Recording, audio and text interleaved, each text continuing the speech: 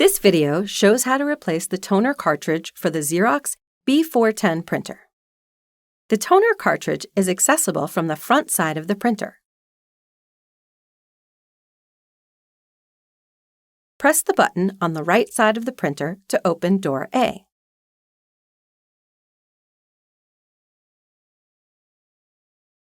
Remove the used toner cartridge.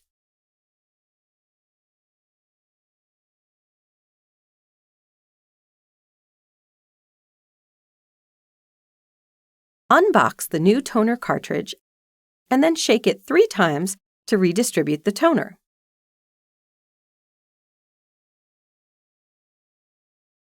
Insert the new toner cartridge into the printer and push it into place until it clicks.